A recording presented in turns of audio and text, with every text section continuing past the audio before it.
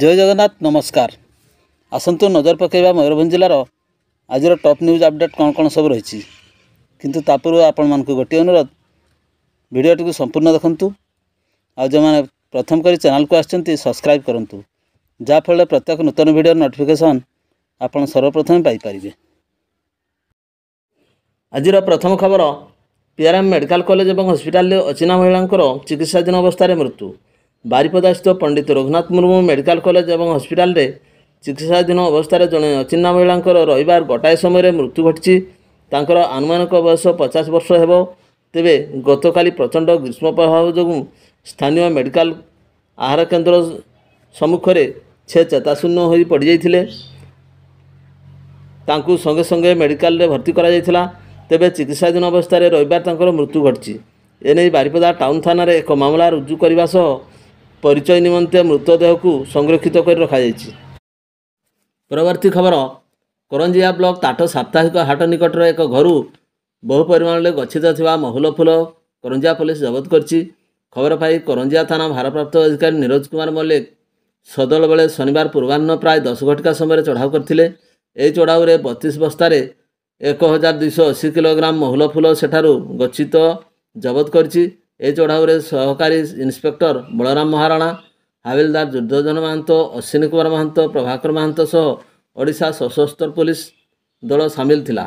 ए विषय में करंजिया थाना 139/24 रे एक केस रुजु करा जायछि। तेबे घटनास्थल घर मालिक संतोष कुमार राम फेरार हो जाइथिबा बेले ररुआ पुलिस हाथ में धरा पड़छि। तार ना रे पूर्वर ररुआ थाना केस थिबारु ताकू धरी कोर्ट चालाण करा जायछि बोली भारप्राप्त अधिकारी सुमंत कुमार शेट्टी सूचना दैछन्ति। सूचनायोग्य जे किसी दिन मध्य करंजिया थाना अधीन रे थिबा जरासाई एवं बडरामचंद्रपुर ठारू 20,000 किलो महुल पच एवं 380 लिटर देसी मद पुलिस जबत सह 2 जन को गिरफ्त करथिला। परवर्ती खबर पानीय जलर समस्या नहीं ग्रामवासी थानार द्वारस्थ।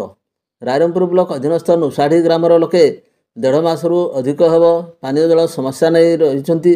सूचनायोग्य जे उक्त गाँव लोक मैंने निकटस्थ गोपीनाथपुर रे थिबा वसुधा योजन निर्माण पानी टांकी पानीय जल नौथिले किंतु गोपीनाथपुर गाँव लोके चक्रांत करी नुसाढ़ी गाँव को पानीय जल बंद कर देइछन्ति बोली अभियोग होइछि। जहाँफल नुसाढ़ी गाँव लोक मैंने पानीय जल नहीं ढल विकल होउछन्ति। नुसाढ़ी सरपंच उक्त अंचलर समस्या समाधान करिवे बोली प्रतिश्रुति देइथिले किंतु किसी समाधान न होबारु गाँ लोक मैंने बाध्य होई पानीय जल समस्या को नहीं बीडीओ को दरखास्त देइथिले। एठारे मध्य कौनसी फल मिली नथिबा जोगु गाँ लोक मैंने पंचायत ऑफिस सामने धारणा बसथिले। सूचनायोग्य परे रायरंगपुर बीडीओ तहसीलदार पीओ आसी समाधान करथिले। किसी दिन जीवा परे पुणी पानी समस्या आरंभ हो जाइथिला। तेणु ग्रामवासी माने पानी छाड़ुथुबा व्यक्ति एवं गोपीनाथपुर सरपंच नाँ रे रायरंगपुर ग्रामांचल थाना रे पहुंची थाना अधिकारी को एतला दायर करछन्ति। परवर्ती खबर मयूरभंज जिला डीएमएफ अकाउंट 9 कोटी ऊर्ध्व टंका उठाण को नहीं चंचकता। भंजपुर थाना रे ईओडब्ल्यू टीम तदंत। जिला खनिज पांठी ट्रस्ट बैंक अकाउंट 9 कोटी ऊर्ध्व टंका उठाण संदेह घर आछि।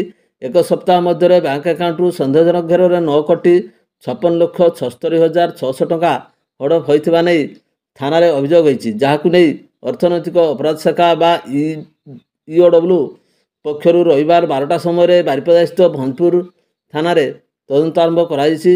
उक्त अभियोग को नहीं ईओडब्ल्यू एक टीम भुवनेश्वर आसी बारिपदा स्थित भंजपुर शाखार तदंत प्रक्रिया करछि। तेबे मयूरभंज डीआरडीए अधीन रे कार्यरत जिला खनिज पांठी बा DMF trust bank account Baripada स्थित बैंक ऑफ इंडिया शाखार रही।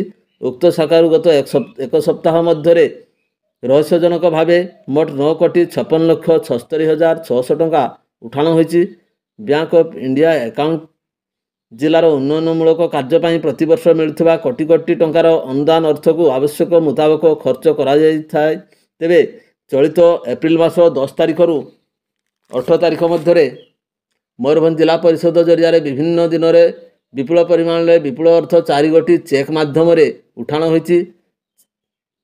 याकू संदेह हेबारु बैंक ऑफ इंडिया पक्षरु भंजपुर थानार लिखित अभियोग करबा परे याकू नै अर्थनैतिक अपराध शाखा ईओडब्ल्यू पक्षरु तदंत आरंभ करा जायछि।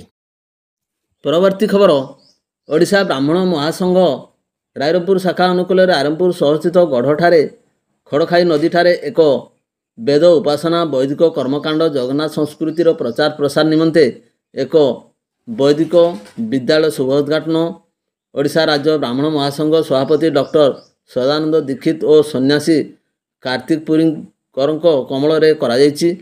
ବାମନଘାଟି ବ୍ରାହ୍ମଣ ମହାସଂଘ ସଭାପତି ଅଧ୍ୟାପକ ଗଣେଶ ମିଶ୍ରଙ୍କ ସଂଯୋଜନାରେ ଆୟୋଜିତ ଉକ୍ତ କାର୍ଯ୍ୟକ୍ରମରେ ବିଶିଷ୍ଟ ପଣ୍ଡିତମାନଙ୍କ ଦ୍ୱାରା ବେଦ ମନ୍ତ୍ର ଉଚ୍ଚାରଣ ପୂର୍ବକ ବୈଦିକ ରୀତିରେ ଶ୍ରୀ ଗଣେଶ ଏବଂ ଗାୟତ୍ରୀ ମାତ୍ରା ମହାପ୍ରଭୁଙ୍କର ଜଗନ୍ନାଥଙ୍କର ଆରାଧନା କରାଯାଇଥିଲା।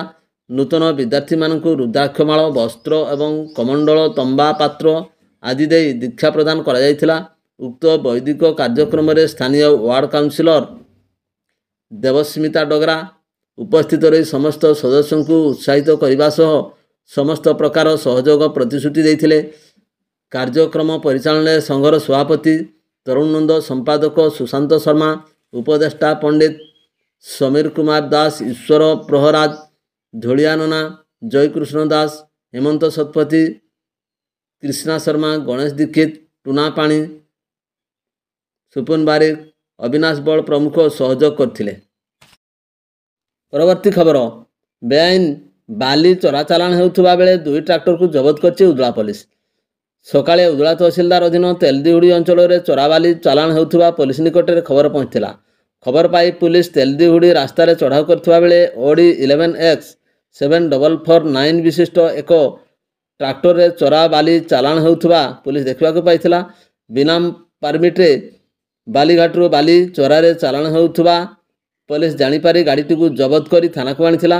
ସେହିପରି ଉଦଳା କପ୍ତିପଦା ରାସ୍ତା ବାଉଁଶପାଳ ଛକ ନିକଟରେ ବେଆଇନ ଭାବେ ବାଲି ଉଠାଣ କରି ନେଉଥିବା ଅଡି 11G 4631 ନମ୍ବର ବିଶିଷ୍ଟ ଟ୍ରାକ୍ଟରକୁ ମଧ୍ୟ ପୋଲିସ ଜବତ କରିଛି। ତେବେ ଗୋଟିଏ ଦିନରେ 2ଟି ଚୋରାବାଲି ଚାଲାଣ ଟ୍ରାକ୍ଟର ଜବତ କରିବା ପରେ ବାଲି ମାଫିଆଙ୍କ ମଧ୍ୟରେ କୋକୁଆ ଭୟ ସୃଷ୍ଟି ହୋଇଛି। ପରବର୍ତ୍ତୀ ଖବର, ନୂଆଗାଁ ଏମଇ ସ୍କୁଲରେ ଆୟୋଜିତ ସ୍ୱେଚ୍ଛାକୃତ ରକ୍ତଦାନ ଶିବିରରେ 25 ୟୁନିଟ୍ ରକ୍ତ ସଂଗୃହୀତ। ଆୟୋଜକ ଅନୁଷ୍ଠାନର ସଭାପତି କୃତିବାସ ସାହୁଙ୍କ ସଂଯୋଜନା ଏବଂ ପରିଚାଳନାରେ ଆୟୋଜିତ ସ୍ୱେଚ୍ଛାକୃତ ରକ୍ତଦାନ କାର୍ଯ୍ୟକ୍ରମକୁ ଗାଁ ମୁଖିଆ ସୃଷ୍ଟିଧର ସାହୁ ଉଦ୍ଘାଟନ କରିଥିଲେ। ବାଲେଶ୍ୱର ଜିଲ୍ଲା ମୁଖ୍ୟ ଡାକ୍ତରଖାନାର ରକ୍ତ ଭଣ୍ଡାରରୁ ଆସିଥିବା କର୍ମଚାରୀମାନେ ରକ୍ତ ସଂଗୃହୀତ କରିଥିବା ବେଳେ ଏହି ସ୍ୱେଚ୍ଛାକୃତ ରକ୍ତଦାନ ଶିବିରରେ 25 ଜଣ ରକ୍ତଦାତା ସ୍ୱେଚ୍ଛାକୃତ ଭାବେ ରକ୍ତଦାନ କରିଥିଲେ। ପରିଚାଳନାରେ ଆୟୋଜକ ଅନୁଷ୍ଠାନର ସମ୍ପାଦକ ନାରାୟଣ ଦଳେଇ, ସୃଷ୍ଟିଧର ବାରିକ, ହେମନ୍ତ ବାରିକ, ସତ୍ୟବ୍ରତ ସିଂ ପ୍ରମୁଖ କାର୍ଯ୍ୟକର୍ତ୍ତା ସକ୍ରିୟ ଦାୟିତ୍ୱ ସମ୍ପାଦନ କରିଥିଲେ।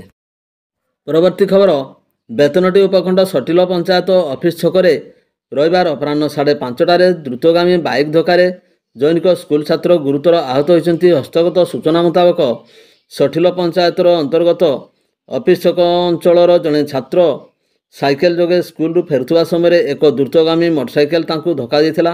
ଦୁର୍ଘଟଣାରେ ବାଇକ୍ ଚାଳକ ଆହତ ହୋଇଥିବା ବେଳେ ସ୍କୁଲ ଛାତ୍ର ଜଣକ ମଧ୍ୟ ଗୁରୁତର ଆହତ ହୋଇଥିଲେ। ଉଭୟଙ୍କୁ ଉଦ୍ଧାର କରି ସ୍ଥାନୀୟ ଲୋକମାନେ ବେତନଟୀ ଡାକ୍ତରଖାନାରେ ଭର୍ତ୍ତି କରିଥିବା ବେଳେ ସେମାନଙ୍କର ପ୍ରାଥମିକ ଚିକିତ୍ସା କରାଯାଇଛି। ସେପଟେ ସ୍କୁଲ ଛାତ୍ରଙ୍କର ଅବସ୍ଥା ଗୁରୁତର ଥିବାରୁ ତାଙ୍କୁ ବାରିପଦା ଜିଲ୍ଲା ମୁଖ୍ୟ ଡାକ୍ତରଖାନାକୁ ସ୍ଥାନାନ୍ତରିତ ପାଇଁ କାର୍ଯ୍ୟରତ ଡାକ୍ତର ନିର୍ଦ୍ଦେଶ ଦେଇଛନ୍ତି। ପରବର୍ତ୍ତୀ ଖବର, 8 ନମ୍ବର ଜାତୀୟ ରାଜପଥ କୁଣ୍ଡେଇ ଛକରେ ଦ୍ରୁତଗାମୀ କାର ଧକ୍କାରେ 2 ବାଇକ୍ ଆରୋହୀ ଗୁରୁତର। ଫେରାର କାରକୁ ଧରିବାକୁ ବେତନଟୀ ପୋଲିସର ଉଦ୍ୟମ। ହସ୍ତଗତ ସୂଚନା ମୁତାବକ ବାଲେଶ୍ୱର ଜିଲ୍ଲା ହଳଦିଆ ଉପକଣ୍ଠ ମକନ୍ଦା ଗ୍ରାମର ଜ୍ଞାନରଞ୍ଜନ ପଣ୍ଡା ଏବଂ ରବୀନ୍ଦ୍ର ମାଝୀ ବାଇକ୍ ଯୋଗେ ବେତନଟୀ ଅଭିମୁଖେ ଆସୁଥିବା ସମୟରେ କୁଣ୍ଡେଇ ଛକରେ ସତ୍ୟନାରାୟଣ ଘୋଷଙ୍କ ନାମରେ ପଞ୍ଜୀକୃତ ଥିବା WB50D 6240 ନମ୍ବର ବିଶିଷ୍ଟ ଦ୍ରୁତଗାମୀ କାର ଧକ୍କାରେ ଉଭୟ ଗୁରୁତର ହୋଇଥିଲେ। ଦୁର୍ଘଟଣାରେ ଜ୍ଞାନରଞ୍ଜନ ପଣ୍ଡା ଏବଂ ରବୀନ୍ଦ୍ର ମାଝୀ ଗୁରୁତର ଆହତ ହୋଇଥିଲେ। ଗୁରୁତରଙ୍କୁ ପ୍ରଥମେ ସ୍ଥାନୀୟ ଲୋକେ ଉଦ୍ଧାର କରି ଆମ୍ବୁଲାନ୍ସ ଯୋଗେ ବେତନଟୀ ଡାକ୍ତରଖାନାରେ ଭର୍ତ୍ତି କରିଥିଲେ। ତେବେ ଉଭୟଙ୍କର ଅବସ୍ଥା ଅତ୍ୟନ୍ତ ସଙ୍କଟାପନ୍ନ ଥିବାରୁ ବେତନଟୀ ଡାକ୍ତରଖାନାର କାର୍ଯ୍ୟରତ ଡାକ୍ତରଙ୍କ ନିର୍ଦ୍ଦେଶ କ୍ରମେ ଉଭୟ ଗୁରୁତରଙ୍କୁ ବାଲେଶ୍ୱର ଜିଲ୍ଲା ମୁଖ୍ୟ ଡାକ୍ତରଖାନାକୁ ସ୍ଥାନାନ୍ତରିତ କରାଯାଇଛି। ଏପଟେ ଦୁର୍ଘଟଣା ଘଟାଇଥିବା କାର ଚମ୍ପଟ ମାରିଥିବା ବେଳେ ଫେରାର କାରକୁ ଧରିବାକୁ ବେତନଟୀ ପୋଲିସର ଉଦ୍ୟମ ଜାରି ରହିଛି। ପରବର୍ତ୍ତୀ ଖବର, ରାଇରଙ୍ଗପୁର ଉପକାରାଗାରରେ ଆଧ୍ୟାତ୍ମିକ ସତ୍ସଙ୍ଗ ଅନୁଷ୍ଠିତ। अपराह्न 2टा समय रायरंगपुर सब जेल एक आध्यात्मिक सत्संग कार्यक्रम आयोजन करा जो कार्यक्रम 75 ऊर्ध्व अंतवासी समेत जेल कर्मचारी माने सत्संग श्रवण करथिले। जेल सुपरिटेडेंट सुरेंद्र पात्र अनुमति क्रमे कारागार परिसर में सत्संग आयोजन करा जायथिला।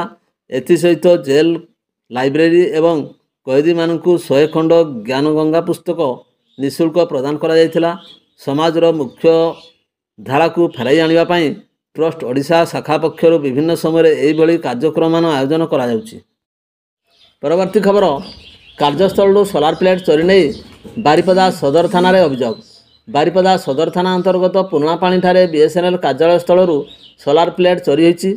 एने बारिपदा सदर थाना उक्त कार्यालय जंत्री मर्टिन कुमार साहू रविवार 5टा समय लिखित अभियोग करछंती। तेबे एही अभियोग अनुसार उक्त कार्यस्थल रे थिबा 540 वाटर सोलार प्लेट गुड़िक चोरी होइथिबा नै से रविवार सकाळु खबर देथिले। सेगुड़िक खोजाखोजी करथिले सुधा सोलार प्लेट गुड़िक पाई नथिले।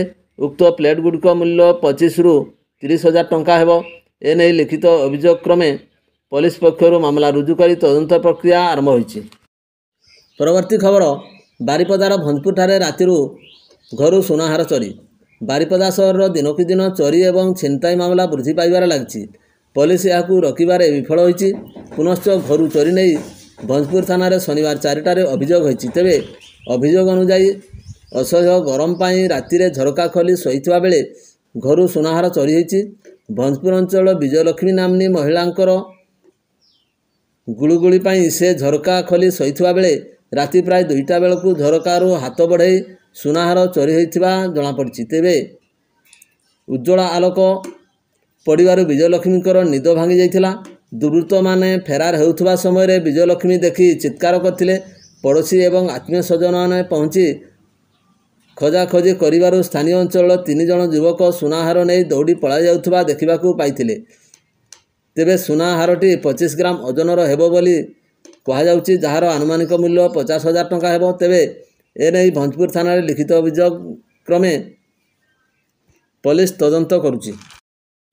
परवर्ती खबर बारिपदा सहर राज्यर सर्वोच्च तापमात्रा 44.6 डिग्री सेल्सियस रेकर्ड करा जायछि। फल बारिपदा पुणी राज्यर सबुठारु उत्तप्त सहर होईछि। स्थानीय कृष्णचंद्र गली निकट में जड़े अजणा व्यक्ति अंशुघात जनित मृत्यु होइथिबा अभियोग होईछि। तांकु उद्धार करी Pandit Raghunath Murmu medical college hospital आनिबा परे मृत घोषणा कराइछि। ए संपर्क में टाउन थाना 69/24 नंबर रे एक अपमृत्यु मामला रुजु करने सहित मृतकों शव व्यवच्छेद चिन्हटरे रखा जाइछि।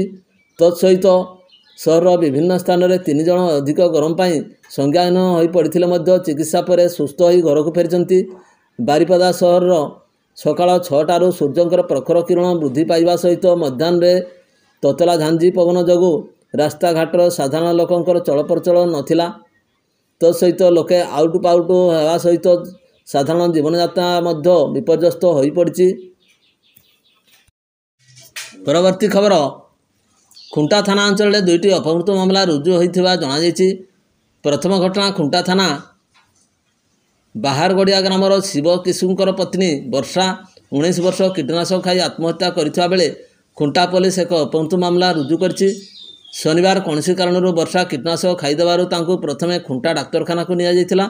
सेठारु तांको बारिपदा पीआरएम भेषज महाविद्यालय डाक्तरखाना को निया जायथिला बेले रविवार सेठारे चिकित्साधीन अवस्था तांकर मृत्यु घटछि।